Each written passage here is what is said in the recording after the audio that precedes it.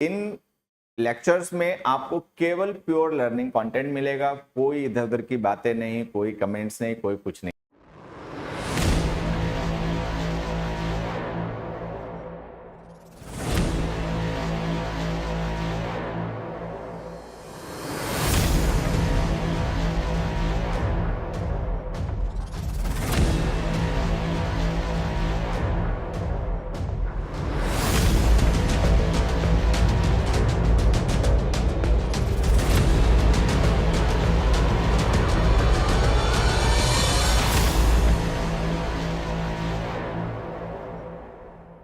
Hello dear learners, अगर आप SSC exam जैसे कि सीजीएल, सीपीओ, सीएचएसएल, एमटीएस की तैयारी कर रहे हैं और इंग्लिश में और अच्छी अपनी तैयारी करना चाहते हैं, बेहतर करना चाहते हैं इंग्लिश में अपने स्कोर को, उसके लिए आपको चिंता है, तो आपकी इस चिंता को दूर करने के लिए, आपकी तैयारी में आपकी मदद करने के लिए हम लेकर आ रहे हैं एसएससी अभिनय मैथ्स यूट्यूब चैनल पर इंग्लिश का एक रिकॉर्डेड बैच, जिसमें आपका ग्रामर, रीडिंग कॉम्प्रिहेंशन और वोकैब इन सबकी तैयारी करवाई जाएगी।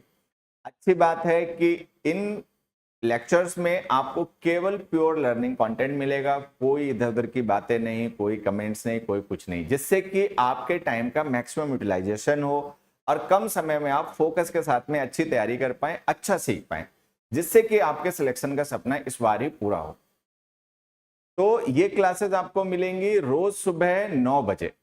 तो हमसे जुड़ना ना भूलें, एसएससी अभिनय मैथ्स यूट्यूब चैनल पर रोज सुबह 9 बजे। अच्छी तैयारी करें, अच्छा सीखें और अपने सपनों को पूरा करें। All the best dear learners. Good morning dear learners, कैसे हैं सभी? तो जैसा कि आप जानते हैं, हम पिछली क्लास में इडियम्स एंड फ्रेजेस डिस्कस कर रहे थे, ठीक है। कुछ important idioms and phrases discuss हो गई थी और कुछ पिछली क्लास में डिस्कस नहीं हो पाई थी, बच गई थी। जो इडियम्स एंड फ्रेजेस पिछली क्लास में बच गए थे, आज की क्लास में हम उन्हीं को कंप्लीट करेंगे, जिससे कि कोशिश होगी कि हमारे कंप्लीट हो जाए, फिर उसके बाद में हम नेक्स्ट टॉपिक पे मूव करें। चलिए चलिए, ये जो इडियम है, एक और इसका बच्चे मीनिंग बताएंगे। लास्ट क्लास में ये हमारा लास्ट इडियम था, अगर आप लोगों को ध्यान रह गया हो तो ये जो हमारी लास्ट क्लास थी ना, उसमें ये लास्ट इडियम था, यही हमने डिस्कस किया था। और मुझे लगता है कि मैंने इसका लास्ट क्लास में मीनिंग आपको बताया, ए फेल टू कन्विंस, कि किसी को कन्विंस करने में असफल हो जाना। इसका मीनिंग ये है, फेल टू इम्प्रेस और इन्फ्लुएंस, किसी को इम्प्रेस या इन्फ्लुएंस नहीं कर पाना, ठीक। तो फेल टू इम्प्रेस या इन्फ्लुएंस इसका मीनिंग है। ये हमारा लास्ट इडियम है जो हमने पिछली क्लास में डिस्कस किया था, ठीक है।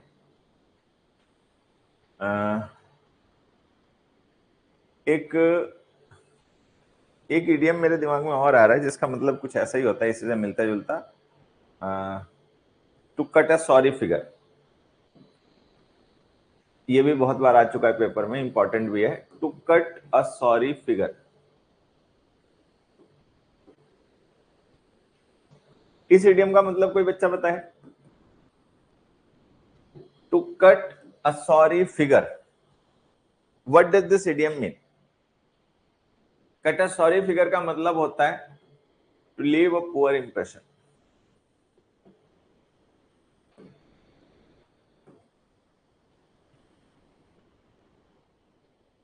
ठीक है, मान लीजिए आपके इंटरव्यू देने गए, ठीक है, या आपने कोई पब्लिक परफॉर्मेंस दी, लेकिन आप अच्छा नहीं कर पाए।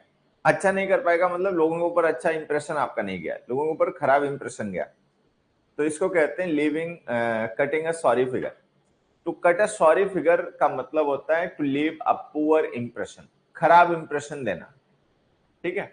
बैड इंप्रेशन देना मतलब सही इंप्रेशन नहीं दे पाना, अच्छा इंप्रेशन देने में असफल हो जाना, ठीक।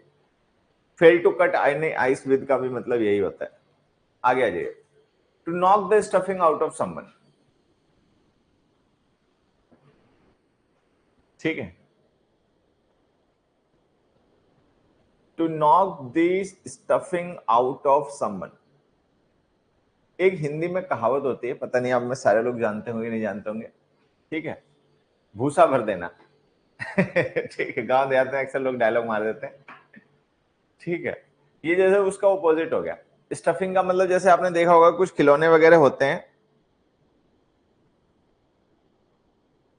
ठीक है, आपने देखा होगा कुछ खिलौने होते हैं, उनके अंदर रुई सी या फोम सा भरा होता है, उसको कहते हैं स्टफिंग, उसको कहते हैं स्टफिंग, ठीक है। हाँ। और to knock the stuffing out of someone का मतलब होता है, ठीक है, to knock the stuffing out of someone का मतलब होता है कि वो सब उसका जितना भी है ना वो सब निकाल देना। हाँ। हाँ, तो वो जो हिंदी में कहावत होती है ना, भूसा भर देना, ठीक है, तो इंग्लिश में एक होती है to knock the stuffing out of someone. किसी का मतलब ऐसा हाल कर देना कि उसका सारा कॉन्फिडेंस ही खत्म हो जाए, ठीक है, उसकी हिम्मत ही ना बचे, ताकत ही ना बचे, सामर्थ्य ही ना बचे आपसे भिड़ने की, इसको कहते हैं। अब ऑप्शन देखो पढ़ते हैं, to cause someone to lose money and wealth, ठीक है, to insult someone, to cause someone to retain confidence and enthusiasm, ये एक्चुअल में एंटोनिम है। अगर यहाँ पे रिटेन की जगह पर हो लूज तो ये सिनोनिम हो जाए, ठीक, बट एंटोनिम लिखा हुआ है तो ये जो रिटेन लिखा है ये एंटोनिम हो गया। To cause someone to lose confidence, ये मीनिंग। डी, ये रिटेन है बेटा, ध्यान से देखो। तो to knock the stuffing out of someone का मतलब होता है कि किसी को इतना मतलब पीटना, मतलब पीटने का मतलब लात घूंसा ही नहीं, ठीक है, किसी की ऐसी हालत कर देना, ठीक है, कि उसकी हिम्मत ही टूट जाए, उसके अंदर मतलब एनर्जी है, कॉन्फिडेंस है, वो सब खत्म कर देना, ऐसा कर देना। अगले पे आ जाओ। Most of the man are all fingers and thumbs when it comes to cooking. अब ये इडियम है, be all fingers and Thums.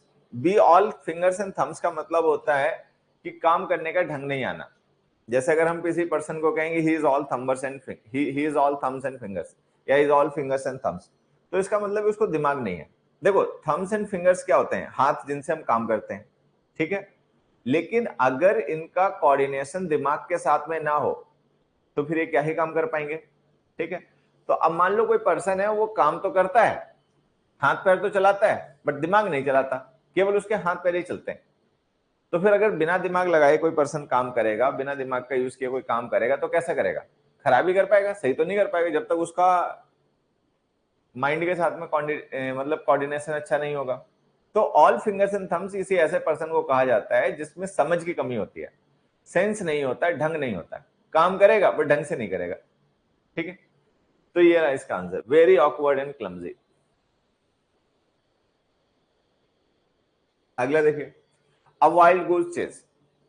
A wild goose chess, ठीक है, अ वाइल्ड गूस चेस का मतलब क्या?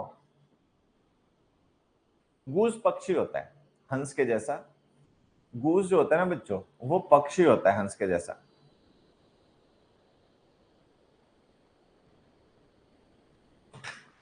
और चेस का मतलब पीछा करना होता है, चेस करना मतलब पीछा करना उसका। अब वाइल्ड गूस चेस का मतलब होता है कि आप एक वाइल्ड गूस का पीछा कर रहे हैं उसको पकड़ने के लिए, आप उसको पकड़ नहीं पाएंगे, वो अनअटेनेबल होता है, उसको अटेंड नहीं किया जा सकता, उसको पाया पकड़ा नहीं जा सकता, ठीक है। तो अ डिफिकल्ट हंटिंग एक्सपेडिशन ना, अ फ्रूटलेस परसुइट, परसुइट का मतलब होता है एफर्ट, प्रयास, ठीक है, परसुइट वर्ड का मतलब होता है प्रयास। A fruitless pursuit, a complicated but profitable endeavour, a business of trickster. तो इसका आंसर है फ्रूटलेस परसुइट, यूजलेस अटेम्प्ट, ठीक है, अ useless, unproductive, fruitless, abortive,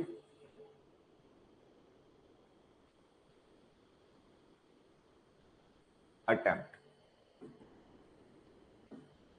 Hindi में कहें तो निष्फल प्रयास, मतलब हम कोई प्रयास करें, ठीक है, लेकिन उसका कोई फल ना हासिल हो, व्यर्थ चला जाए, ठीक है, तो उसको कहते हैं अबॉर्टिव, ठीक है, एफर्ट, निष्फल प्रयास, वाइल्ड गूस चेस। अगला देखिए, many individuals who are dead, sorry many individuals who are deaf prefer the term dash. बहुत से इंडिविजुअल्स जो कि बहरे होते हैं, ठीक है, जो कि बहरे होते हैं, वो अपने लिए बहरा शब्द के बजाय कुछ और शब्द प्रेफर करते हैं। क्या प्रेफर करते हैं? बहरे लोगों को हम क्या कह सकते हैं? बहरा कहने में थोड़ा सा गलत लगता है, ऐसा लगता है कि मतलब जैसे हमारी उस पर्सन को लेकर कोई फीलिंग है, इमोशन नहीं है, ठीक है। तो जो लोग सुन नहीं पाते हैं, ऊंचा सुनते हैं, उनको क्या कहा जाता है? Hard to hear, hard from hearing, hard of hearing, hard for hearing, कोई बताए आंसर, क्या कहते हैं उन्हें?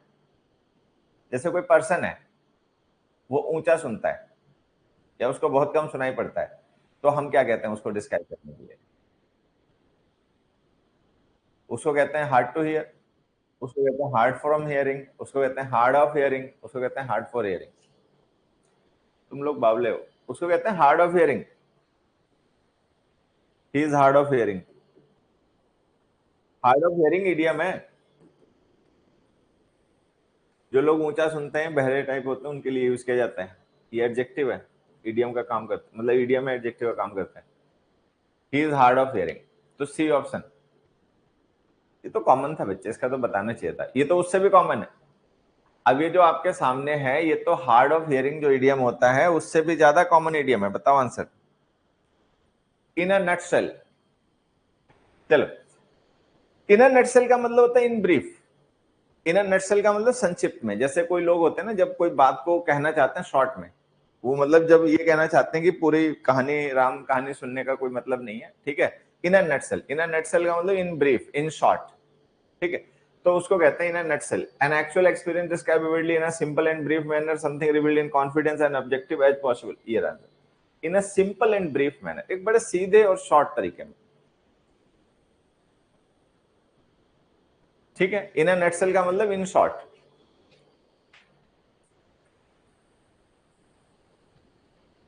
संक्षिप्त में। अगला देखिए, अगला है बच्चों an ace up one sleeves. ये शायद हमने किसी दिन आरसीएन वोकैब के किसी दूसरे सेक्शन में भी आया होगा, वोकैब वाले पार्ट में, ठीक है। An ace up one sleeves, ये हम ऑलरेडी डिस्कस कर चुके हैं, बस मैं जल्दी से तुम्हें मीनिंग बता देता हूं जिससे कि तुम्हारा रिवीजन हो जाए और अगली क्वेश्चन पे बढ़ते हैं। इसका मतलब होता है तुरुप का इक्का। मान लीजिए आपके पास में कोई ऐसा प्लान है, कोई ऐसी स्ट्रेटजी है, कोई ऐसी एडवांटेज है जो आपने छुपा के रखी है, लेकिन जरूरत पड़ने पे जब आप उसका उपयोग करेंगे ना, तो आप दूसरों से बेहतर कंडीशन में आ जाएंगे, तो उसको कहते हैं तुरुप का इक्का होना, ठीक। Be in full preparation, a secret plan that can be utilized at an appropriate time, a very close insider, a nasty idea to gain undue advantage। नहीं, undue नहीं, ये आंसर। तो बी ऑप्शन आंसर है, ठीक है। अगला देखिए, any port in A storm, ये भी हम पहले डिस्कस कर चुके हैं इडियम, ठीक है। इसका भी मैं आपको मीनिंग जल्दी से बता देता हूं, फिर हम अगले क्वेश्चन पे जाएंगे। Any port in A storm का मतलब होता है कि किसी एक ऐसे ऑप्शन को चूज करना जिसको हम नॉर्मल कंडीशंस में चूज नहीं करते। जैसे मान लो जब हम पे कोई मुसीबत आन पड़ती है, तो उस समय जो भी हमें ऑप्शन विकल्प दिखाई पड़ता है, हम उस विकल्प का प्रयोग या उपयोग करते हैं। लेकिन अगर मुसीबत नहीं होती तो हम उसका प्रयोग या उपयोग नहीं करते। जैसे कोई आदमी है, एक सीधे एग्जांपल से बता देता हूं, वैसे भी याद तो आप लोगों को रह ही जाएगा, लेकिन फिर भी बता देता हूं, ठीक है। जैसे कोई पर्सन है, वो टिंडे की सब्जी, लौकी की सब्जी नहीं खाता, करेले की भी नहीं खाता, ठीक है। कोई नॉर्मल डे रहेगा और घर में उसके करेले की, टिंडे की सब्जी बनी, तो वो स्विगी से, जोमेटो से अपना मंगा लेगा या बाहर जाके खाएगा। वो नहीं खाएगा टिंडे की और करेले की सब्जी, घिया की सब्जी, ठीक है।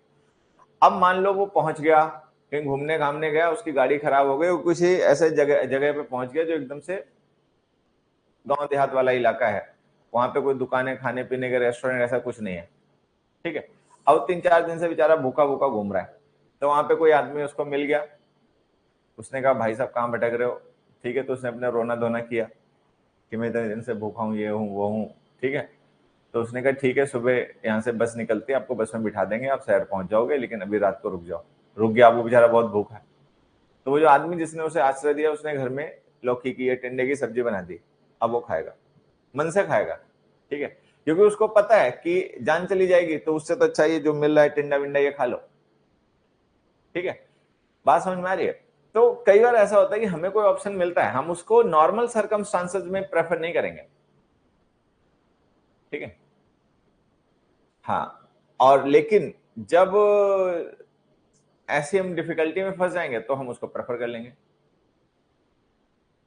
चलो, a choice forced upon one, a solution acceptable under pressure, the safest place in a crisis, to accept any help in a hostile situation, to accept any help, any word बड़ा इंपॉर्टेंट है इन अ hostile situation. Hostile का मतलब होता है विपदाकारी, hostile का मतलब adverse. Hostile जो word होता है ना बच्चे, ये फ्रेंडली का एंटोनिम होता है। हॉस्टाइल का मतलब अनफ्रेंडली, एडवर्स,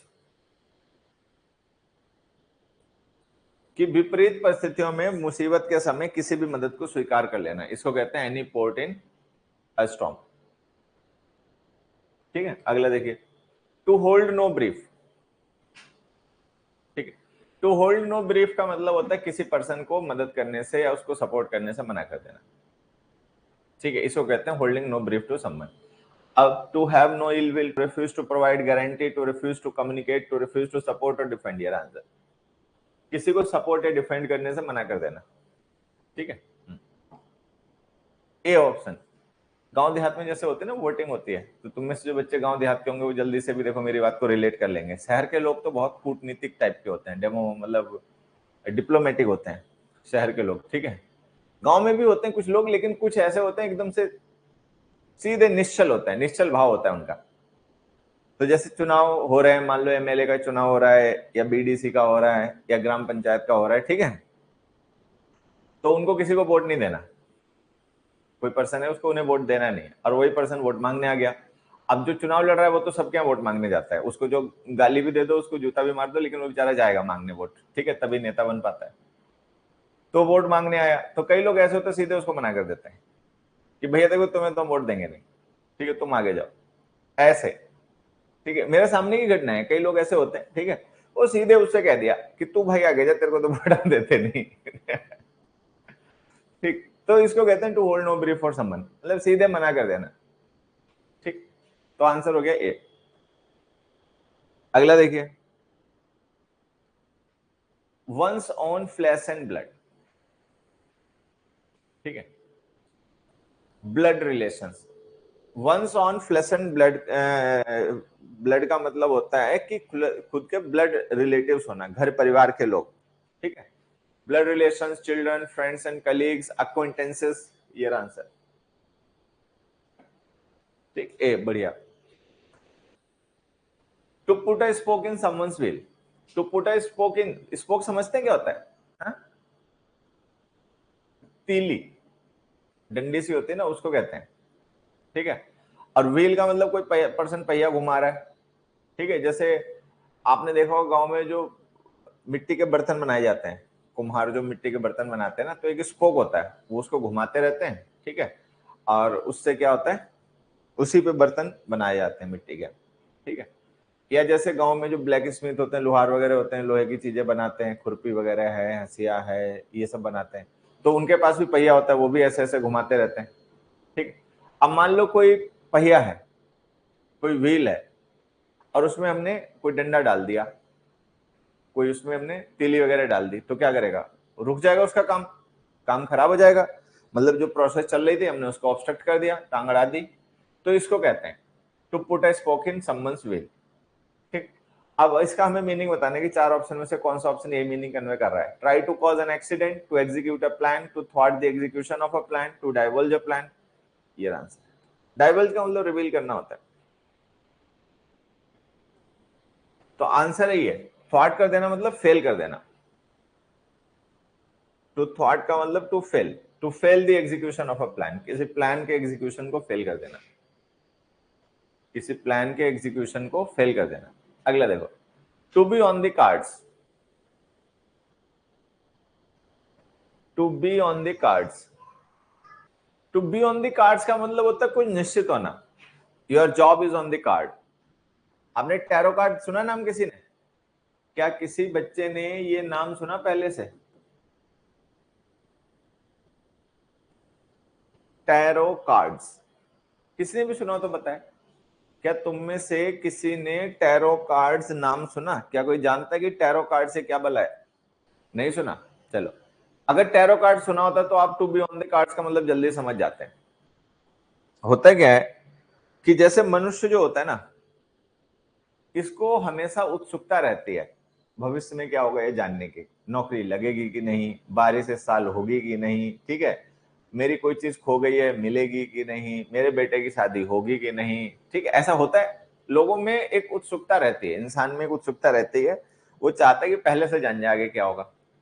तो इसके लिए बहुत से एस्ट्रोलॉजर्स होते हैं, भविष्यवक्ता होते हैं, ठीक है, लोग उनको कांटेक्ट करते हैं।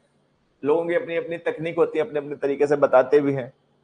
कई लोग होते हैं वो आपकी जन्म तिथि से आपके बारे में बताते हैं, आपकी जन्म तिथि होती है उसके हिसाब से गणना करते हैं, ग्रहों की स्थिति के बेसिस पर वो आपको प्रिडिक्शंस देते हैं, ठीक है, कि तुम्हें ये होगा, वो होगा, फलाना होगा, ढिमकाना होगा, वो बताते हैं।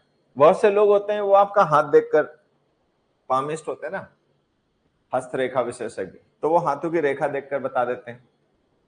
कुछ होते हैं आपके माथे की रेखाएं वगैरह, मतलब ऐसे देख के बता देते हैं, है? हाँ, मैंने मानी है, ठीक है। और इसमें कुछ होते हैं टैरो कार्ड रीडर्स। तो टैरो कार्ड रीडर्स होते हैं, ये पता है क्या करते हैं, ये होते हैं हाई मतलब प्रोफाइल लोगों के होते हैं ये एस्ट्रोलॉजर, ठीक। तो वो बहुत महंगी फीस चार्ज करते हैं और बहुत स्टाइलिश, मतलब उनका सब रकाब तकाब होता है। तो लोग उनके पास जाते हैं, कार्ड होते हैं, टैरो कार्ड्स उन्हें कहते हैं, और वो उनके सामने रख देते हैं टेबल पे कार्ड्स, और उनसे कहते हैं कि भाई आपने जो क्वेश्चन पूछा है ना, इसका मैं आपको जवाब दूंगा, लेकिन आप एक कार्ड इसमें से पिक कीजिए। तो वो कार्ड पिक करता है, उस कार्ड पे कोई इमेज वगैरह कोई मतलब होती है, यही जो ज़ोडिएक्स होते हैं उनकी, तो उसके बेसिस पर फिर वो अज्यूम करके बताता है, ठीक। तो to be something on the cards का मतलब होता है to be something on the tarot card. वो जो टैरो कार्ड्स होते हैं उनके ऊपर अगर कुछ लिखा हुआ है तो इसका मतलब इसके होने के चांसेस है, ठीक है।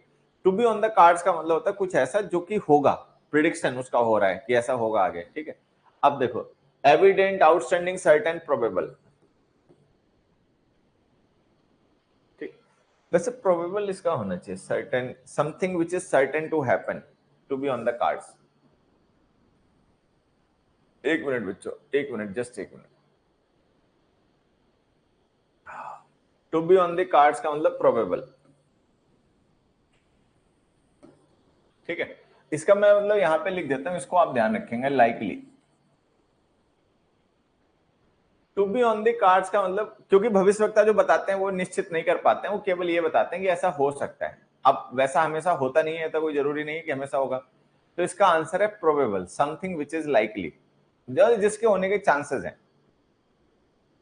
Your job is on the cards, a war is on the cards, ठीक है, फमीन इज ऑन द कार्ड्स। तो कुछ भी ऐसा जिसके होने के चांसेस लग रहे हैं, जिसके होने की संभावना दिख रही है, वो हो गया ऑन द कार्ड्स। अगले पे जाइए। To burn one's fingers, burn one's fingers मतलब अपना नुकसान कर लेना, ठीक है। मोस्टली इसको प्रेफर किया जाता है फाइनेंशियल लॉस के लिए। कोई पर्सन जो है, अगर वो अपने कामों की वजह से फाइनेंशियल लॉस हो उसका, तो इसको कहते हैं बर्निंग वंस फिंगर्स। कई बार लोग होते हैं ना, ऐसा कोई काम कर लेते हैं, ऐसा कोई बिजनेस शुरू कर लेते हैं, ऐसी जगह पे कहीं पे इन्वेस्टमेंट कर देते हैं, ठीक है, कि उससे उनको लॉस होता है, नुकसान होता है, तो इसको कहते हैं बर्निंग वंस फिंगर्स, ठीक। टू गेट रिब्यूक्ड, रिब्यूक्ड का मतलब पनिश्ड, ठीक है, शाइडेड नहीं।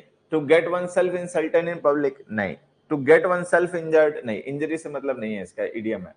To suffer consequences of one's action, that's the answer. To suffer consequences of one's actions, अपने एक्शंस के इंजर्ड से मीनिंग मत निकालो बच्चे। जनरली इडियम्स जो होते हैं उनका जो मीनिंग होता है वो आप शब्दों से नहीं निकालते, ठीक है।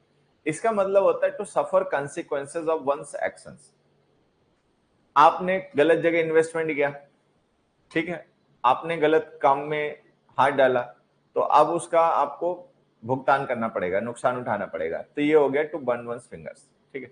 टू बर्न वंस फिंगर्स का मतलब हो गया to suffer consequences of one's actions. अगला देखो, to burn the candle at both ends, to burn the candle at the both ends. ये एक ऐसा इडियम है जिसका मीनिंग आप इस इडियम में यूज हुए शब्दों से भी निकाल सकते हो। चलो बताओ भाई, कॉमन इडियम है, कंपटीशन की तैयारी करने वाले सारे बच्चे पढ़ते होंगे। चलो अब देखो यहां पे समझना एक बार सभी लोग, कैंडल होती है मोमबत्ती, सभी समझते हैं। अगर हम उसको दोनों तरफ से जलाएं, ठीक है, तो वो क्या करेगी, जल्दी खत्म हो जाएगी, जल्दी ही चुक जाएगी, ऐसे ही होता है ना। चल, अब to burn the candle at both hands का मतलब होता है कि अपने को ओवर एक्सर्ट करना, अपने को बहुत ज्यादा ओवर एक्सर्ट करना, रेस्ट के लिए एनफ टाइम नहीं देना, ठीक है, प्लानिंग सोच विचार के लिए एनफ टाइम नहीं देना, हर समय काम में लगे रहना, देर से सोने जाना और जल्दी उठना, ठीक है। Burning the candle at both hands का मतलब हो गया कि सोने गए तो देर में, ठीक है, उठे जल्दी, या तो सोने जाओ देर में तो उठो भी देर में, ठीक है, या सोने जाओ जल्दी तो उठो जल्दी, सोने गए देर में और उठे जल्दी, तो इसको कहते हैं burning candle at both hands, मतलब अपने को ओवर एक्सर्ट करना, अपने को हद से ज्यादा मतलब एक्सर्शन में लाना, ये हो गया।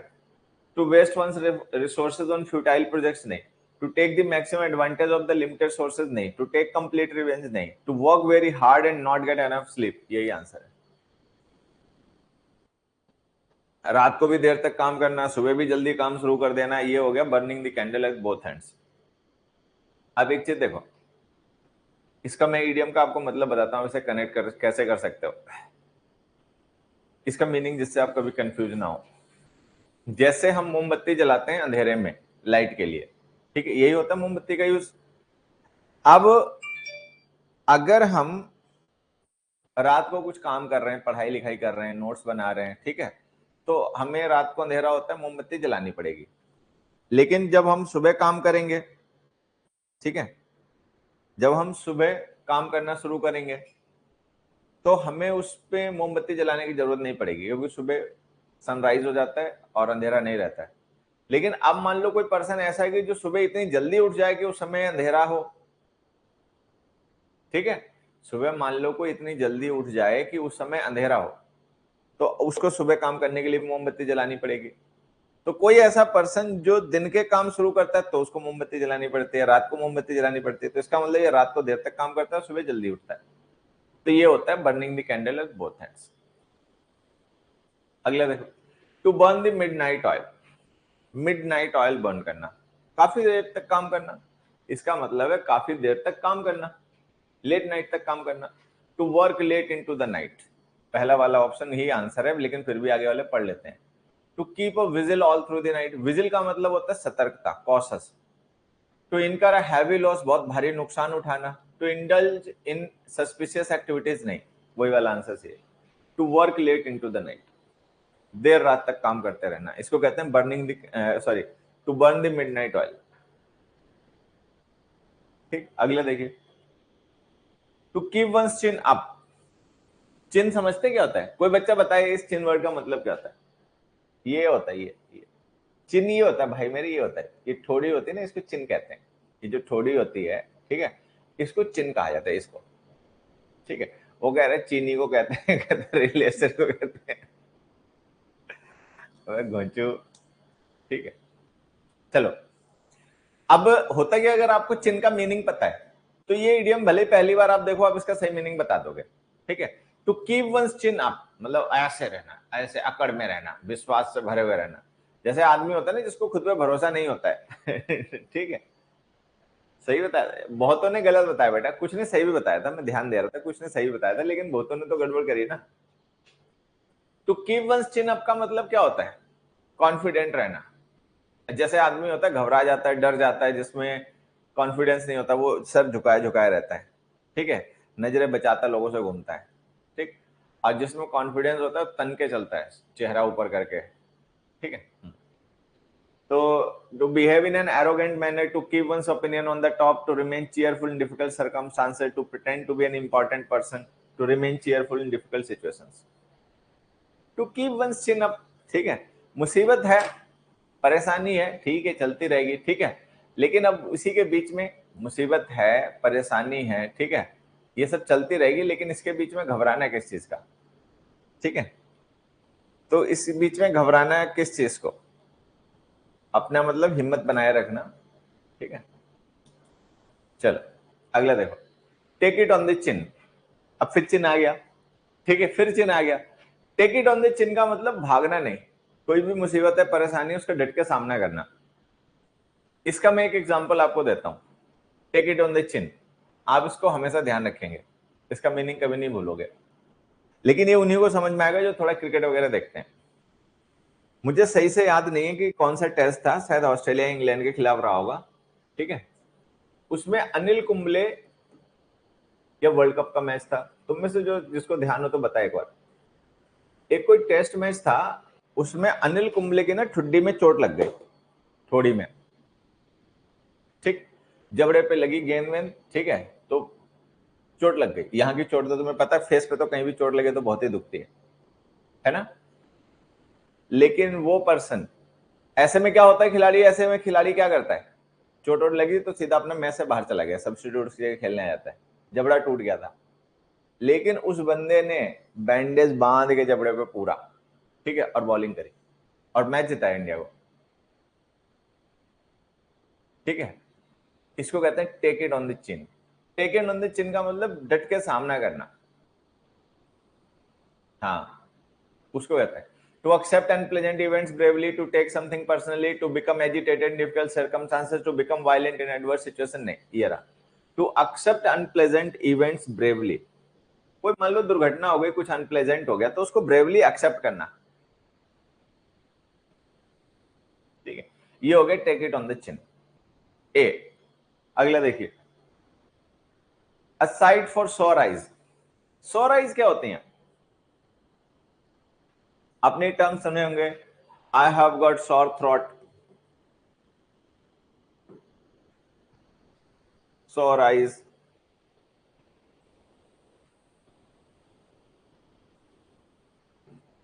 Sore throat.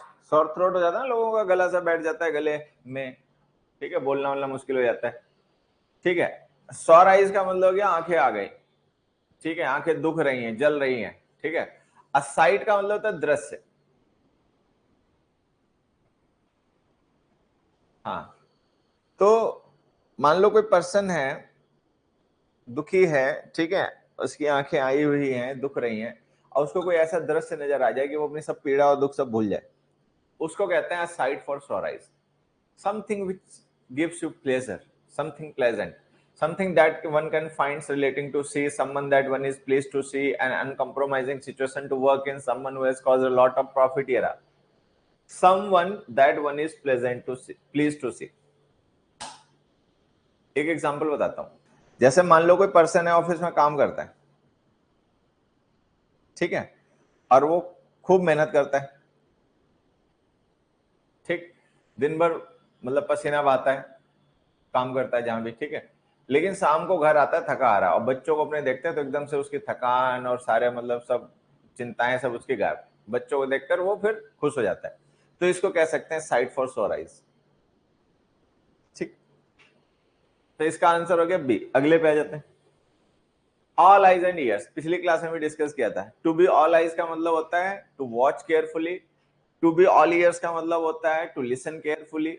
यहां पर हमने क्या किया, दोनों को एक साथ ही लिख दिया है, to be all eyes and ears, to be someone's spy, to escort someone heavy, to be in rapt attention, to assembly an assembly of wise people. ये रहा, रैप का मतलब डीप, डीप अटेंशन, बहुत गहरे मतलब ध्यान देते रहना। तो हमने पढ़ा था ना ये पहले, याद आया कि नहीं आया। टू बी ऑल ईयर्स का मतलब होता है टू, मैं लिख देता हूं देखो, टू बी ऑल ईयर्स, एक इडियम ये हो गया। दूसरा हो गया टू बी ऑल आइज, ठीक है। टू बी ऑल ईयर्स का मतलब हो गया टू लिसन केयरफुली। केयरफुली का मतलब अटेंटिवली, ठीक है। इसका मतलब हो गया टू वॉच केयरफुली। डन, चलो आगे बढ़ते। They should be arriving any minute, so keep your eyes peeled. अब हम कह रहे हैं कि वो किसी भी समय आ सकते हैं, keep your eyes peeled. Peeled का मतलब छिली हुई होना ठीक है, पील का मतलब छीलना होता है, और छिलका भी, पील का मतलब छिलका भी होता है। जैसे सब्जियां वगैरह होती हैं, फल होते हैं, तो बहुत से होते हैं उनको हम फल वगैरह सब्जियां तो छील के खाते हैं, ठीक है। तो पील करने का मतलब छीलना। कीप योर आईज पील्ड का मतलब आंखें खुली रखना, सतर्क रहना, ठीक है। ये नहीं कि आलस में आगे सो गए। तो to remain cautious about one eyes, not to interfere, to remain carefully watchful, to ignore someone. तो ये answer, to remain carefully watchful, keep your eyes peeled. अगला देखिए, ब्लैक आई, ब्लैक आई का मतलब क्या हुआ? काली आंख, हाँ, काली काली आंखें, ऐसा। चल, ब्लैक आई मतलब बताएं। एक इंग्लिश में इडियम होता है, मिलते जुलता होता है इससे, मतलब उसका भी, अ ब्लैक शिप।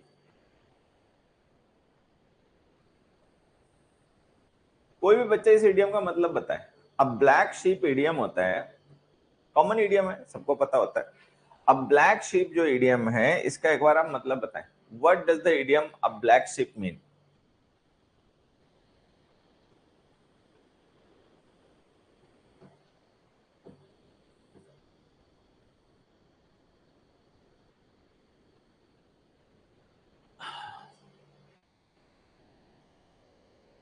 ठीक है, a person in family who is considered mark of Shem, a disgraceful person.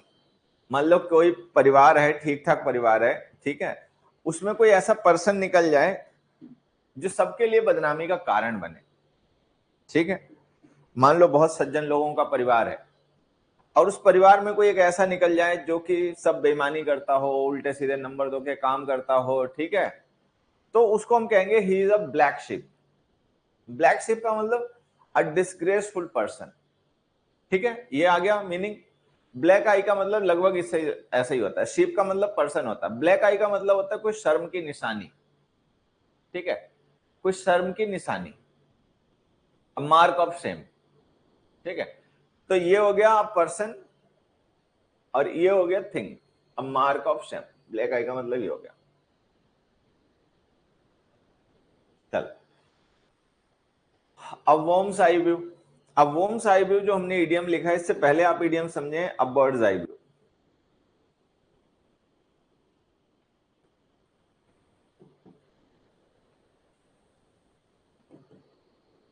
अब बर्ड्स आई व्यू, अब बर्ड्स आई व्यू। तो बर्ड्स आई व्यू का मतलब होता है जनरल व्यू।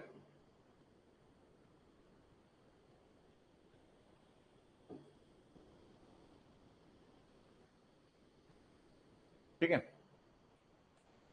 जो बर्ड होता है, पक्षी होता है, ठीक है, वो आसमान में होता है, ठीक है, और वो वहां से देखता है। तो बर्ड्स आई व्यू का मतलब होता है, तो बर्ड्स आई व्यू का मतलब क्या होता है? ऊपर से लिया गया दृश्य। चलो, तो बर्ड्स आई व्यू का मतलब क्या होता है? बर्ड जो होता है वो आसमान में उड़ता है। जैसे आपने देखा कहीं पे बाढ़ वगैरह आ जाती है, ठीक है, तो कहीं पे बाढ़ आ जाती है तो आपने देखा होगा, या कहीं पे कोई आपदा हो जाती है तो नेता लोग जो होते हैं वो वहां पर, मंत्री संतरी ये सब जाते हैं, हेलीकॉप्टर से ऊपर से दौरा करके आ जाते हैं, ऊपर से देखकर आ जाते हैं। ठीक है, तो उसको कहते हैं बर्ड्स आई व्यू। पक्षी जैसे ऊपर उड़ता है ना, तो उसको नीचे का व्यू जो दिखाई पड़ता है वो बर्ड्स आई व्यू हो गया। उसमें बहुत ज्यादा डिटेल्स नहीं होती, बट एक जनरल व्यू होता है। ठीक है, वो हो गया बर्ड्स आई व्यू। अब हम उसके बाद आते हैं वोम्स आई व्यू। वोम होता है कीड़ा, नीचे रेंगता है, जमीन पे रेंगता है। वोम का जो आई व्यू होगा वो लोअर पोजीशन से लिया गया व्यू। ठीक है, निचले स्तर पे जो लोग हैं उनका जो अपना व्यू है वो हो गया वोम्स आई व्यू। ठीक है, a narrow perspective, a regressive opinion, a view from humble position, a useless idea, your answer, a view from humble position। ठीक है, चलो अगले क्वेश्चन पे आ जाओ। Give someone an earful. Give someone an earful का मतलब होता है बच्चे किसी को बहुत गुस्से में डांटना धमकाना। ठीक है, कोई पर्सन है, उसको क्या करना चाहिए क्या नहीं करना चाहिए उसको बताना बहुत ज्यादा नाराजगी के साथ में। ईयरफुल का मतलब मन भर के किसी को सुनाना। ठीक है, to pass misinformation to someone, na. To listen to someone attentively, na. To give a friendly advice to someone, na. To complain angrily to someone, yes. Give someone an earful। अगला देखो, play something by year. Play something by year जो idiom होता है, इसको आप इसके meaning से guess नहीं कर पाओगे। मतलब जो वर्ड्स इसमें यूज हुए हैं, तो वर्ड्स के मीनिंग से इसको गेस करना मुश्किल होगा। लेकिन फिर भी मैं चाहता हूं एक बार आप लोग ट्राई करें। ये जो चार ऑप्शन लिखे गए हैं, आपको क्या लगता है कि इन चार ऑप्शन में से कौन सा ऑप्शन जो है वो हमारे idiom play something by year का मीनिंग है? प्ले समथिंग बाई ईयर का मतलब होता है कि कोई पहले से एडवांस में प्लानिंग नहीं बना के कर रखना। आपने जैसे देखा होगा बहुत से लोग होते हैं, उनके पास एडवांस प्लानिंग होती है 6 महीने की, साल भर की, 2 साल की, 5 साल की, ठीक है, कि उन्हें प्लान होता है उनके पास कि उन्हें ये करना है, ऐसे ऐसे करना है, पहले ये करेंगे, फिर वो करेंगे, फिर ऐसे करेंगे, फिर वैसे करेंगे। वो हो गया एडवांस प्लानिंग। कुछ लोग होते हैं मेरे जैसे, उनके पास कोई एडवांस प्लानिंग वगैरह कुछ नहीं होती, करते ही नहीं एडवांस की प्लानिंग, प्रेजेंट में जीते हैं। जब जैसी सिचुएशन बनेगी तब देखा जाएगा कि सही डिसीजन क्या लेना है, तब उस समय सोच समझ के देख लेंगे। पहले से कोई डिसीजन बनाए बैठे रहे, ऐसा नहीं करते। तो जो बहुत डिप्लोमेटिक लोग होते हैं, गूढ़ लोग होते हैं, वो एडवांस में प्लानिंग बना के चल रहे होते हैं, ठीक है, वो अपना एडवांस में प्लानिंग बना के चल रहे होते हैं। नेता टाइप लोग होते हैं, ठीक है, कुटिल लोग भी होते हैं, थोड़े से डिप्लोमेटिक लोग भी होते हैं। और एक होते हैं हमारे जैसे अव्यवस्थित लोग, वो क्या करते हैं, कोई प्लानिंग बना के नहीं चलते, बस वो चलते हैं ठीक है, और चलते रहते हैं, रुकते नहीं है, लेकिन प्लानिंग कोई नहीं बनाते। जैसी सिचुएशन आती है फिर वो अपनी समझ के हिसाब से तब उन्हें जो सही लगता है वो डिसीजन ले लेते हैं। इसको कहते हैं playing something by year. Playing something by the year का मतलब यही होता है। अब बताओ आंसर, इन 4 ऑप्शंस में से कौन सा ऑप्शन ये मीनिंग कन्वे कर रहा है जो मैंने आपको बताया, वही ऑप्शन हमारा आंसर है। To learn something by heart, to have a perfect plan to deal with the situation, to take something very casually, to decide what to do as situation develops। A, C नहीं बेवकूफों, A, C तो just opposite हो गया। To decide what to do as situation develops. जैसे जैसे situation बनेगी फिर देखेंगे क्या करना है क्या नहीं करना है। पहले से बना के सिचुएशन बैठे रहो, ठीक है, तो पहले से प्लानिंग ना करके सिचुएशन डेवलप होने पे फिर अपना डिसीजन लेना, ठीक है। अगला देखो, Kamal is smart. Kamal smart है but he is still wet behind the ears as a receptionist. ठीक है, वो स्मार्ट है लेकिन एज अ रिसेप्शनिस्ट वो अभी भी वेट बिहाइंड द ईयर्स है। वेट बिहाइंड द ईयर्स का मतलब होता है इनएक्सपीरियंस होना। कोई पर्सन जो है उसको प्रॉपर अनुभव ना हो किसी चीज का, ठीक है। अब कोई पर्सन ऐसा स्मार्ट तो है लेकिन उसने कभी कोई जॉब नहीं करी, तो उस जॉब के लिए तो नौ सीखा है, तो उसको कहते हैं wet behind the ears. Lacking in faith, no. Lacking in experience, yes, लेकिन फिर भी अगले पढ़ लेते हैं। Tense and nervous, lacking in inclination, ये answer.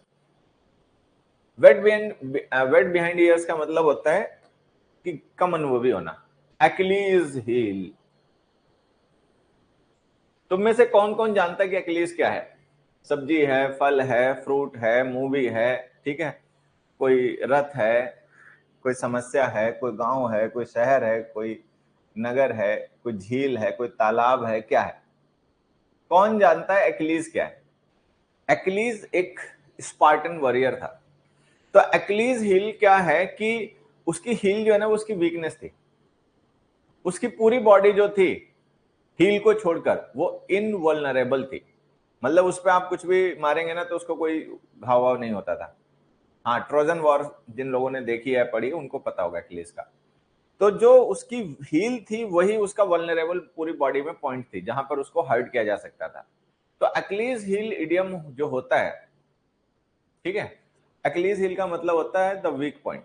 The weak point of an otherwise powerful person. कोई एक ऐसा पर्सन जो अदरवाइज बहुत पावरफुल है लेकिन उसमें कोई एक कमजोरी है, वो कमजोरी जो उसकी है वीक पॉइंट है। आप जैसे मैं आपको बताऊं, वीरेंद्र सहवाग का नाम तुम में से सबने सुना ही होगा,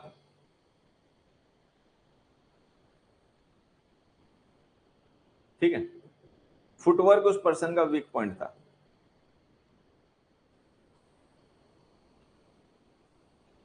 ठीक है। ऑफ साइड की गुड लेंथ की बॉल को वो मानते ही नहीं था बिना छेड़े, यही थी कमी। अदरवाइज तो गजब बैट्समैन था, ठीक।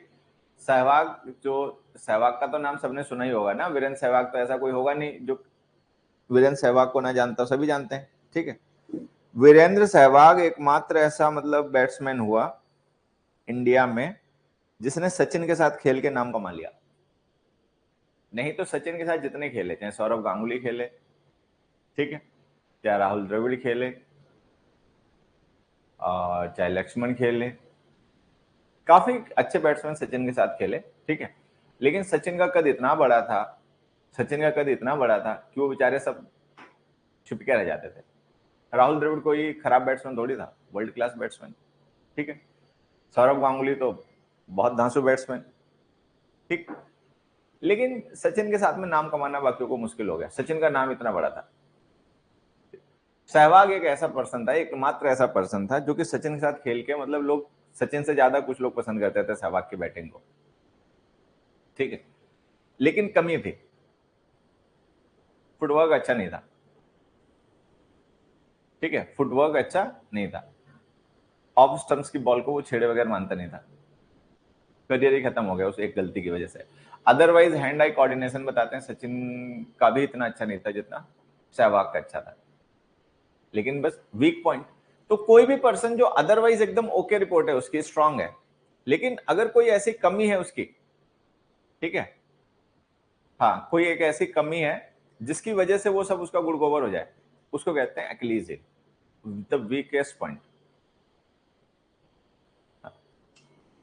अगला आ गया हॉट ऑन द हील्स, ठीक है। हॉट ऑन द हील्स का मतलब होता है किसी का बड़ा क्लोजली किसी को फॉलो करना, पीछा करना बड़ा क्लोजली किसी का। In extreme danger, in a dire need, and easy to irritate person, in close pursuit, ठीक है। परसुइट का मतलब पीछा, चेज, मैं यहां पे लिख देता हूं, परसुइट वर्ड जो है इसका मतलब है चेज, चेज का मतलब पीछा।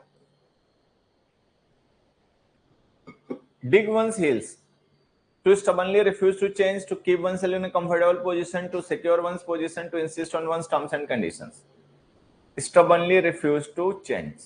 Dig one's heel का मतलब होता है अपने पैर जमा देना, ठीक है, और फिर उनसे पीछे नहीं हटना। Stubbornly refuse to change, to secure one's position, to insist on one's terms and conditions. Stubbornly refuse to change होता है इसका मतलब, ठीक है, ये होता है stubbornly refuse to change।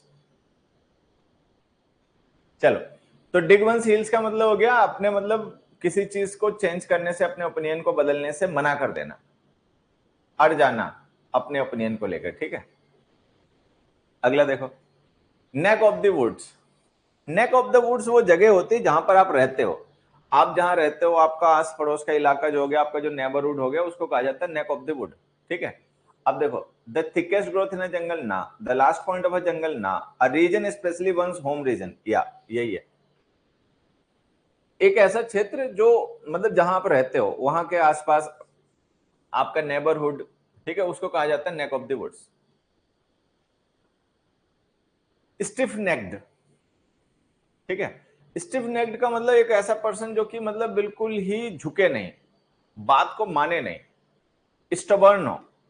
Stiff necked का मतलब होता है स्टबर्न, हठी पर्सन, जो बात को सुने माने नहीं, ठीक है। अब इन चार में से कौन सा ऑप्शन है ऐसा? Moderately brave, much too formal, suffering from cervical pain, uncompromising, बताओ कौन सा आंसर? अनकॉम्प्रोमाइजिंग। अनकॉम्प्रोमाइजिंग का मतलब जो कॉम्प्रोमाइज ना करे, जो हठी हो, ठीक है। कॉम्प्रोमाइजिंग पर्सन होता है ना जो कॉम्प्रोमाइज कर लेता है, मान लेता है, बात सुन लेता है, समझ लेता है। अनकॉम्प्रोमाइजिंग का मतलब जो हठी हो, हिंदी में इसको कहते हैं हठी, वो हो गया स्टिफ नेक्ड पर्सन। अगले पे आ जाओ, fire in the belly. Fire in the belly, भूख, आग लगी होना तन बदन में, ठीक है। आग लगी होना मतलब कोई चीज को लेकर बहुत ही ज्यादा एम्बिशियस होना, आग बुझती नहीं है, ठीक है। तो टू बिहेव एरोगेंटली ना, टू बिहेव सलेनली, सलेनली ना, सलेन का मतलब मुंह फुला लेना, ठीक है, नाराजगी जाहिर करना। To have a nervous feeling ना, टू स्ट्रॉन्ग एम्बिशन, हाँ, बहुत तगड़ी महत्वाकांक्षा होना, ठीक है, दृढ़ प्रतिज्ञा कर लेना किसी चीज को पाने की, उसको कहते हैं to a fire in the belly, मतलब आपका मोटिवेशन, आपका एम्बिशन, ठीक है। एक इडियम लिख रहा हूं ऐसे ही याद आ गया बातों बातों में, to have butterflies in one's stomach.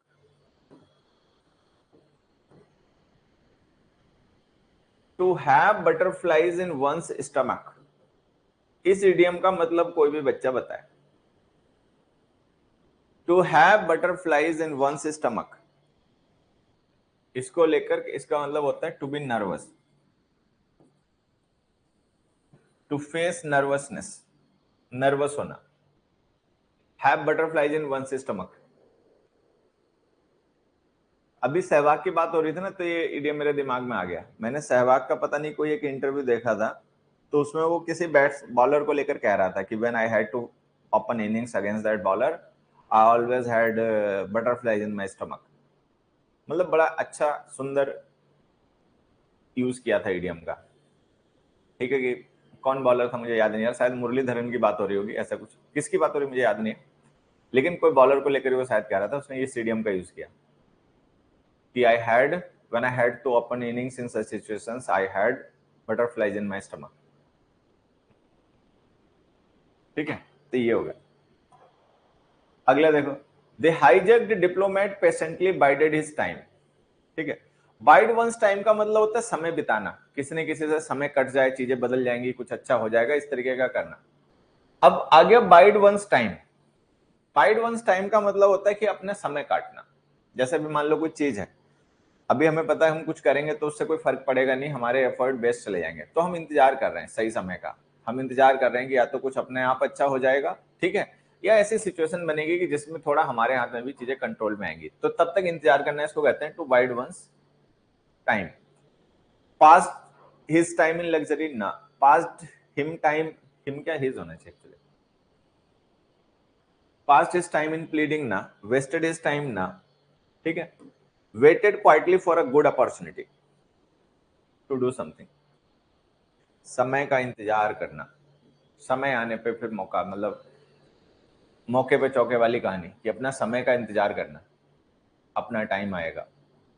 ठीक है, लोग टी शर्ट पे नहीं लिखे घूमते हैं अपना टाइम आएगा, तो जो ये मान के चल रहे हैं कि अपना टाइम आएगा, वो भी क्या कर रहे हैं, they are biding the time, वो समय काट रहे हैं, इंतजार कर रहे हैं मौके का।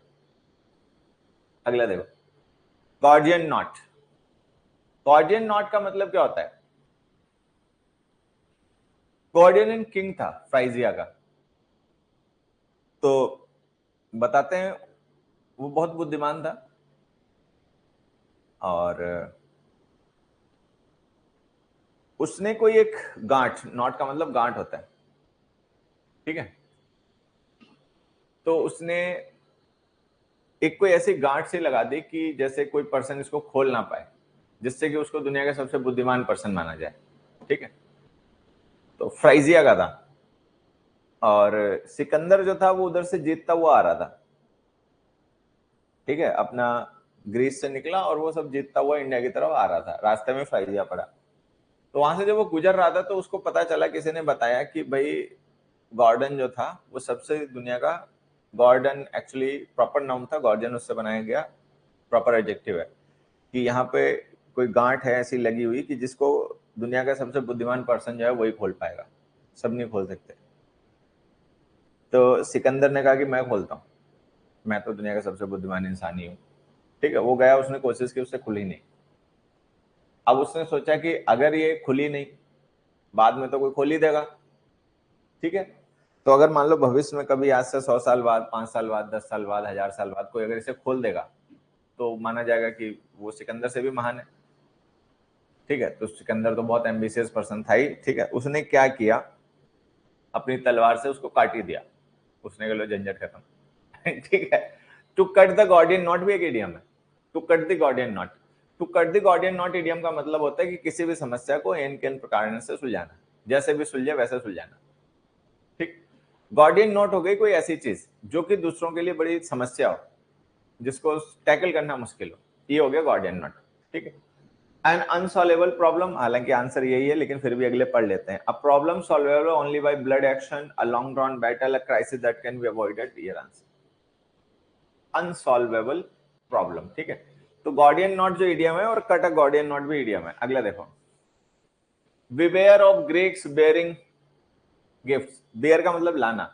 ठीक है, तो beware of Greeks bearing gifts, ये आपने कहानी एक पढ़ी होगी ट्रोजन वॉर वाली, कि उसमें स्पार्टन्स होते हैं, ट्रॉय पे अटैक कर देते हैं, फिर वो बहुत साल लड़ते हैं, 9 साल के आसपास लड़ाई चलती है, लेकिन वो जीत नहीं पाते, तो फिर वो एक ट्रिक करते हैं, वो वापस जाने का नाटक करते हैं, और जो ट्रॉय शहर होता है उसके बाहर, सिटी के बाहर मेन गेट पर एक बड़ा सा लकड़ी का घोड़ा छोड़ के एज ए गिफ्ट वापस चले जाते हैं। तो ट्रॉय वाले लोग सोचते हैं कि ये लोग तो अपनी नाव में बैठ के, अपने शिप में बैठ के चले ही गए, हार तो इन्होंने मान ही लिया। तो वो रात को क्या करते हैं, शहर का दरवाजा खोलते हैं, उस घोड़े को अंदर खींच लाते हैं, लकड़ी का जो होता है। और लकड़ी का जो घोड़ा होता है वो अंदर से खोखला होता है, उसमें सैनिक छुपे होते हैं। जब रात को ट्रॉय वाले सभी सेलिब्रेशन मना मनु के अपना सो जाते हैं, ठीक है, तो फिर जब सब कुछ शांत हो जाता है तो वो जो सैनिक छुपे होते हैं लकड़ी के घोड़े के अंदर, वो बाहर निकलते हैं, मेन गेट का दरवाजा खोल देते हैं शहर का, ठीक है। जो दिन में जाने का नाटक करके गए हुए स्पार्टन सैनिक होते हैं वो सब वापस आ जाते हैं, शहर में घुस जाते हैं, सोते हुए लोगों पर अटैक कर देते हैं, उनको एकदम से रिटेलिएट करने का मौका नहीं मिलता, वो सोच समझ नहीं पाते क्या करें क्या ना करें, और वो पूरा तबाही काट देते हैं, ठीक है। तो इसको कहते हैं beware of Greeks wearing gifts. Greeks अगर गिफ्ट्स लेकर आए तो ऐसे लोगों से सावधान रहो, गिफ्ट में भी उनके कोई ना कोई चाल होती है, ठीक है। Be suspicious of motives of an enemy showing generosity, यही आंसर होगा, लेकिन फिर भी अगले पढ़ लेते हैं। Be cautious in receiving gift from foreigners, be alert while receiving gift from a miserly person, be careful while giving gift to foreigners. नहीं, ये answer A. Be suspicious of motives of an enemy showing generosity, अगर कोई आपका enemy है शत्रु, लेकिन वो बड़ी उदारता दिखा रहा है, तो उसको लेकर आपको संदेह करना चाहिए, ठीक है। ये हो गया। डेमोक्लेस स्वॉर्ड, डेमोक्लेस भी एक किंग था, ठीक है। उसके सर पे एक तलवार लटकती रहती थी, जो मतलब राजा बनना चाहता था उसको राजपाट तो मिल गया, लेकिन उसके सर पे ना हमेशा तलवार लटकती रहती थी। तो राजा होने के बावजूद भी वो हमेशा भय में रहता था कि ये तलवार मेरे ऊपर गिर न जाए, मुझे मार न दे, ठीक है। तो सब कुछ मिलने के बाद भी, सारी शक्तियां मिलने के बाद भी वो मन से चैन से कभी जी नहीं पाया। तो ये होता है डेमोक्लेस स्वॉर्ड, सर पे लटकती तलवार, सर पे मंडाता कोई खतरा। An unbeatable power, na. A strong security ring, na. An impending danger, yes. A divine weapon, na. An impending danger. Sir पे मंडराता खतरा, ठीक। अगला, टू क्लीन द ऑगियन स्टेबल्स, ठीक। हरक्यूलिस का आप लोगों ने नाम सुना होगा, हरक्यूलिस, ठीक है। उसको 12 टास्क दिए गए थे, वो ऐसे टास्क थे जो आम इंसान के लिए करने इम्पॉसिबल ही थे, लेकिन उसने 12 के 12 निपटा दिए, सब कर दिए थे। उनमें से एक था क्लीन द ऑगियन स्टेबल, ऑगियन स्टेबल को साफ करना, बहुत भारी काम था लेकिन उसने कर दिया। तो अब इसका हमें मतलब बताना है, ऑगियन टास्क का मतलब क्या है। A prestigious task to accomplish, a challenge given by an opponent, a daunting and insulting task, an impossible to accomplish task, ठीक है। अब इसका आंसर ये हो जाएगा an impossible to accomplish task, ठीक है। एक ऐसा टास्क जिसको अकम्प्लिश करना इम्पॉसिबल, असंभव था आम के लिए, वो हरक्यूलिस ही कर पाए, बाकियों से वो हुआ नहीं था कभी, ठीक है। तो ये होता है इसका मतलब। अगला देखो, kick the bucket, kick the bucket या हिट द बकेट, दोनों में से कोई भी लिखो मीनिंग एक ही होता है, चाहे किक द बकेट लिखो और चाहे हिट द बकेट लिखो। किक द बकेट और हिट द बकेट एक ही मतलब होता है, टू डाई। एक और भी इडियम होता है, to give up ghost, to give up the ghost, the या वंस क्या होता है देख लेना। To give up one's ghost का मतलब भी यही होता है, मर जाना, ठीक है। अगला देखो, to call it a day, call it a day का मतलब काम बंद कर देना। मान लो आज की हमारी ड्यूटी पूरी हो गई, आज का हमारा जितना टास्क था पूरा हो गया, तो वो हम आज के लिए काम बंद कर रहे हैं, तो हम इसको कहेंगे call it a day. To conclude proceedings, to initiate, to work, to celebrate, यही है। To call it a day का मतलब काम बंद करना, ठीक है। बकल डाउन, तैयारी कर लेना, ठीक है। To tackle a task with determination, buckle down, buckle down कर लेना मतलब खुद को कस लेना, प्रिपेयर कर लेना, ठीक है। पेटी कस लेना, कटिबद्ध हो जाना, ठीक है। अबुलिन चाइना शॉप, अबुलिन चाइना शॉप कोई ऐसा पर्सन होता है जिसको ढंग शऊर नहीं होता, जो ऐसी जगह पे पहुंच जाता है जहां जाके वो सब अस्त व्यस्त कर देता है, सब खराब कर देता है, ठीक है। जैसे बुल तो आप लोग जानते ही हो, बैल, ठीक है। अ चाइना शॉप का मतलब क्या होता है, क्या कोई पर्सन बता सकता है अ चाइना शॉप का मतलब क्या है, कोई भी बताए। अ चाइना शॉप जो इडियम है, कोई भी बच्चा इसका मतलब बताए, अ चाइना शॉप का मतलब क्या है। चाइना शॉप होता है एक ऐसी शॉप जहाँ पे चाइना वेयर बिकता है, चीनी मिट्टी के बने हुए खिलौने, चीनी मिट्टी के बने हुए बर्तन, ये सब बिकते हैं, ठीक है, उसे कहते हैं चाइना शॉप। चाइना शॉप का मतलब चीन की शॉप नहीं, चाइना शॉप का मतलब वो शॉप जहाँ पे चाइना वेयर बिकता है, चीनी मिट्टी के बने हुए चीजें बिकती हैं, खिलौने हो गए, सजावटी आइटम हो गए, क्रॉकरी वगैरह हो गई वो। अब उसमें अगर बैल घुस जाएगा तो बैल को ढंग तो होता नहीं है, वो सारी चीजें तोड़ फोड़ देगा, ठीक है। तो बस यही होता है चाइना शॉप। अब बोलिए ना, चाइना शॉप का मतलब हो गया एन ऑकवर्ड पर्सन, जिसको जहां पर होना नहीं चाहिए लेकिन वो ऐसी जगह पहुंच गया तो उसकी वजह से सब डिस्टर्बेंस हो रखा है वहां पे। अगला देखो, to flog a dead horse, common idiom है, आसान इडियम है, सभी मीनिंग बताएं। To flog a dead horse का मतलब सभी लोग बताएं। To flog a dead horse का मतलब सभी लोग जल्दी से बताएं, क्या मतलब होगा to flog a dead horse का। फ्लॉग का मतलब होता है चाबुक से मारना, फ्लॉग करना कहते हैं उसे। डेड हॉर्स का मतलब होता है मरा हुआ घोड़ा।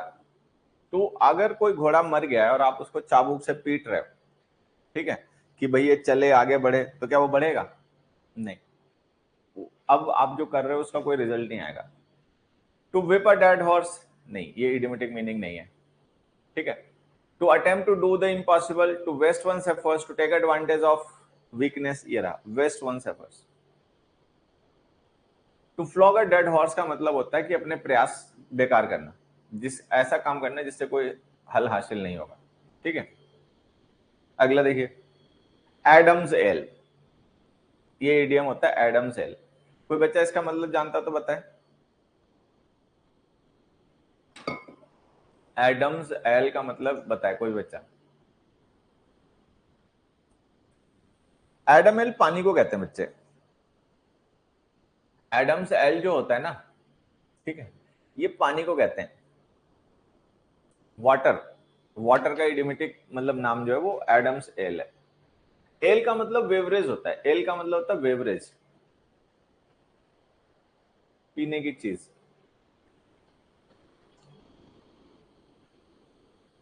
लेट स्लीपिंग डॉग्स लाई, लेट स्लीपिंग डॉग्स लाई, ठीक है।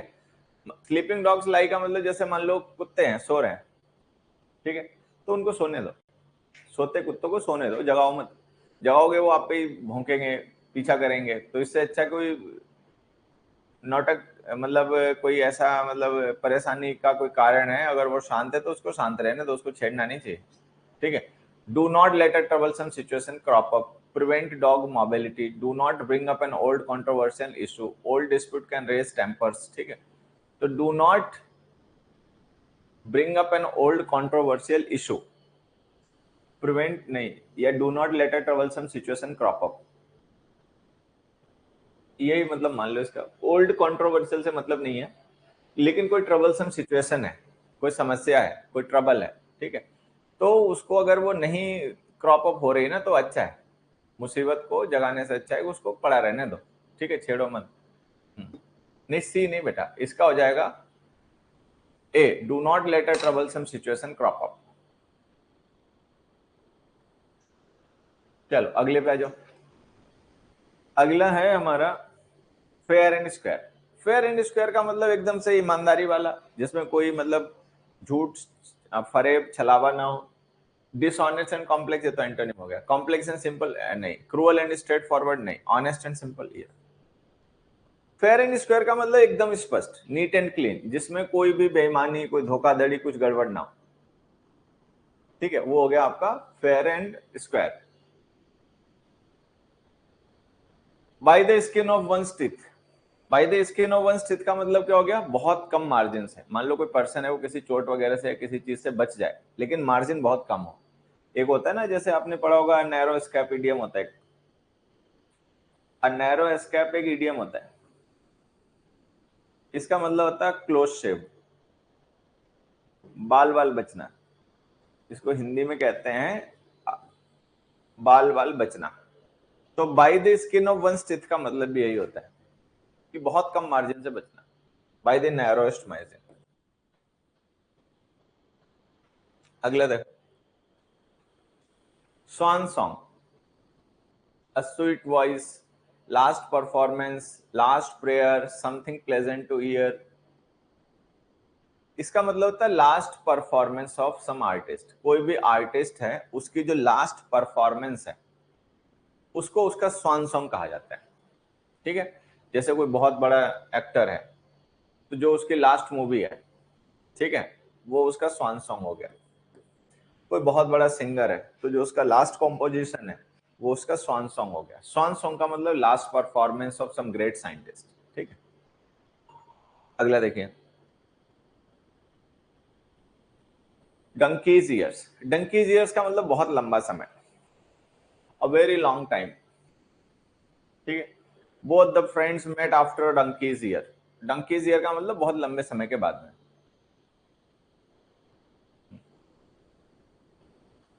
नहीं, लास्ट स्वान सॉन्ग जब होगा ना तो मैंने एक मूवी आपके साथ डिस्कस की होगी। स्वान सॉन्ग अगर इडियम मैंने आपके साथ डिस्कस किया होगा, एक मूवी है ब्लैक स्वान, नटैली पोर्टमैन की, ये एक मूवी है। ठीक है, वो लास्ट परफॉर्मेंस है एक्ट्रेस का। डंकीज ईयर हो गया। अगला देखो, 40 विंग्स। 40 विंग्स का मतलब शॉर्ट नैप लेना, एक हल्की सी नींद लेना, काम के बीच में थोड़ा सा हल्की सी झपकी लेना, उसको कहते हैं 40 विंग्स, अ शॉर्ट नैप। अगला देखो, पिंक स्लिप। पिंक स्लिप का मतलब होता है किसी को टर्मिनेशन की स्लिप पकड़ाना। कोई पर्सन है, ठीक है, उसको डिसमिसल का नोटिस देना, ठीक है, कि अब आप काम से निकाल दिए गए, इसको कहते हैं पिंक स्लिप। ठीक है, a notice of dismissal from employment, termination का लेटर, टर्मिनेशन का नोटिस कि आपके सर्विसेज को अब टर्मिनेट किया जाता है। ठीक है, ये हो गया pink slip. Carry the coal to Newcastle. सारे बच्चे आंसर बताएं। Carry the coal to the Newcastle, carry the coal to Newcastle. Carry the coal to Newcastle का मतलब होता है बच्चे कि उल्टा काम करना। ठीक है, जैसे कोई पर्सन है, न्यू कैसल एक ऐसी जगह जहां पर बहुत ज्यादा मतलब क्या नाम, कोयला पाया जाता है। अब कोई पर्सन है कि न्यू कैसल जा रहा है और कोयला लेकर जाए, वहां पर लेकर क्यों जा रहे हो, वहां तो ऑलरेडी बहुत ज्यादा होता है। ठीक है, बात समझ में आ रहे हो। ठीक, कोई पर्सन है गांव जा रहा है वापस, और दिल्ली से वो आलू खरीद के ले जा रहा है। अरे भाई, आलू क्यों खरीद के ले जा रहा है, आलू तो वहां खेतों में ही होते हैं। दिल्ली से लेकर जाने को ऐसे अंकल चिप्स लेकर जाओ जो वहां पे नहीं होती है। ठीक है, तो ये हो गया। अब शहर, कोई आदमी है गांव से शहर जा रहा है, ठीक है, तो गांव से वो कोल्ड ड्रिंक खरीद के ले आया शहर के लिए। अरे भाई, क्यों ले जा रहे हैं, शहर में तो कोल्ड ड्रिंक गली चौराहे पे बिकती रहती है। बात समझ आ रही है? तो इसका मतलब होता है काम को रिवर्स ऑर्डर में करना। ठीक है, to do meaningless things, to finish a job, to unnecessary things, to do menial jobs. ठीक है, अननेसेसरी और मीनिंगलेस क्या कर दिया इन कंफ्यूजन में।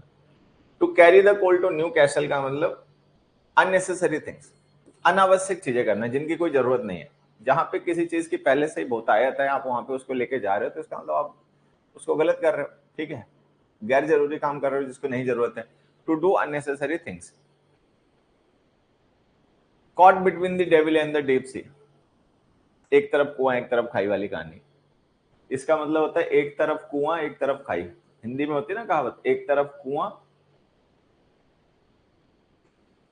एक तरफ खाई, मतलब दोनों तरफ मुसीबत होना। अब इधर जाए तो कुआं, उधर जाए तो खाई। कॉट बिटवीन टू एविल्स, यही होता है इसका मतलब। ठीक है, दो समस्याओं के बीच में फंस जाना। अब इनमें से किसे चूज करें। टू ले इनटू, ले इनटू का मतलब किसी को अटैक करना बहुत फियर्सली, फोर्स के साथ में। ठीक है, to attack someone violently with words और ब्लोज, यही इसका मीनिंग है, लेकिन फिर भी बाकी पढ़ लेते हैं। टू स्टार्ट कंस्ट्रक्शन ना, to start a new project ना, टू रिक्वेस्ट अननेसेसरली ना। टू ले इनटू समबडी का मतलब होता है किसी को अटैक करना, जैसे नेता लोग नहीं होते एक दूसरे पर। At sixes and sevens, at sixes and sevens का मतलब क्या होता है, अस्त व्यस्त होना सब। ठीक है, in desperation, in state of total confusion और डिसअरे, यही है आंसर इसका। ग्रम्बलिंग, ग्रम्बलिंग नहीं, ग्रम्बलिंग का मतलब होता है मतलब शिकायत करना किसी चीज की। ग्रम्बल करना मतलब शिकायत करना। तो एट सिक्सेस एंड सेवंस का मतलब होता है in state of total confusion और disarray. Get in someone's hair, किसी को इरिटेट करना बहुत ज्यादा, bother and make someone angry. Get into one's skin का मतलब भी यही होता है, एक इडियम होता है to get into one's skin. To get into one's skin जो हमारा इडियम होता है उसका भी मतलब यही होता है, किसी को चिढ़ाना, इरिटेट करना, मतलब उसको परेशान करना। ठीक है, अगला देखिए, straight from the horse mouth. Straight from the horse mouth idiom जो होता है वो एसएससी के एग्जाम्स में कई बार पूछा जा चुका पहले। और एक बार इसका सारे बच्चे मतलब बताएं, straight from the horse mouth. कोई जानकारी मिलना किसी रिलायबल सोर्स से, जिस पे भरोसा किया जा सकता है। ठीक है, उसको कहते हैं स्ट्रेट फ्रॉम हॉर्स माउथ। एक मिनट बच्चों,